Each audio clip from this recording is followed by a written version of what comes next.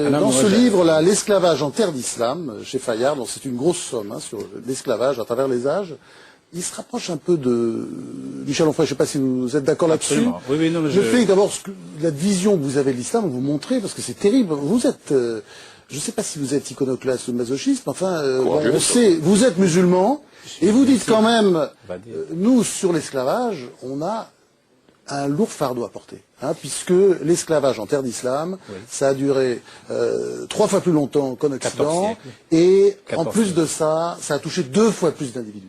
Et ça existe encore aujourd'hui. Tout à fait. Voilà, ça a duré à peu près... Ça, c'est le sens de ce livre excellent. Un peu plus de 15 siècles, ce livre donc regroupe 15 siècles de pratiques esclavagistes, arabo-musulmanes, musulmanes en arabe, enfin bon, africaines, etc. Donc l'Afrique orientale essentiellement. Entre 21 et 22 millions de personnes déplacées au nom de l'esclavage, surtout du foyer africain, pourvoyeurs d'esclaves essentiellement, mais aussi des blancs et des blanches, parce que j'ai découvert qu'il y avait un gros nombre d'esclaves qui étaient blancs, sous domination ottomane en particulier. Il y avait des radias et pour peupler les harems du sultan turc. Il y avait énormément de circassiens, de blancs. C'est pour ça que vous trouverez encore aujourd'hui des réminiscences, si vous voulez, dans ces pays-là, de gens qui ont les cheveux blancs et les yeux bleus. Donc j'ai découvert énormément de choses, un code arabe de l'esclavage quand même. Il faut. Mais l'exigence et là où Michel Onfray, il boit du petit lait, mais j'ai jamais été aussi loin de lui d'une certaine manière. Mais enfin, il me voyait comme un épouvantail.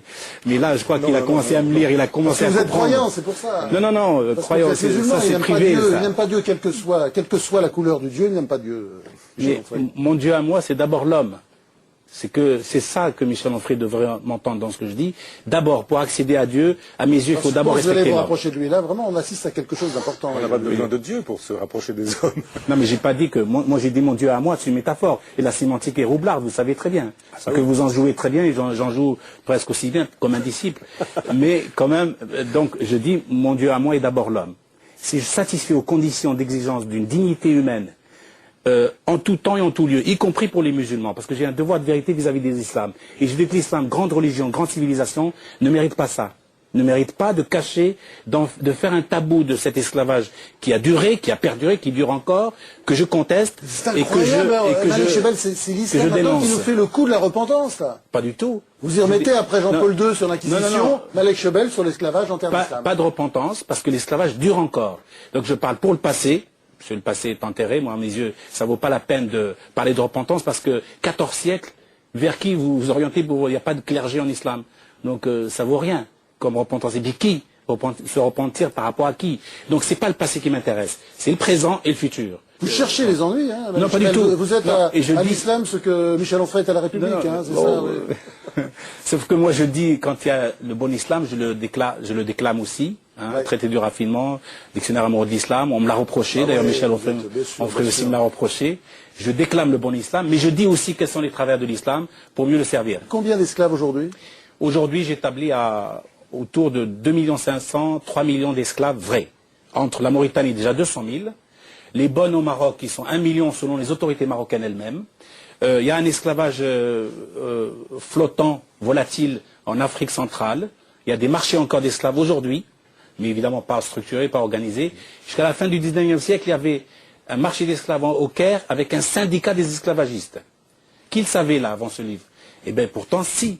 Dans le monde arabe, il y a ces pratiques-là désastreuses qui ont trop perduré au nom du Coran, au nom de l'islam. Mais on fait dire au Coran et à l'islam n'importe quoi. Pour le coup, là, c'est pas bon du tout. Je dis stop. Et évidemment, l'esclavage économique dans les pays du Golfe. L'esclavage, vous savez, il y a l'un des rois du pétrole qui a été condamné aux États-Unis parce qu'il avait recruté 3000 jockeys et il les avait amaigris pour pouvoir faire ses courses de chevaux et gagner les courses.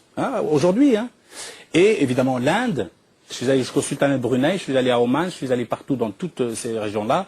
C'est encore, je trouve, c'est pas possible, c'est pas tenable, quoi. C'est une belle enquête, c'est vraiment un livre que je conseille.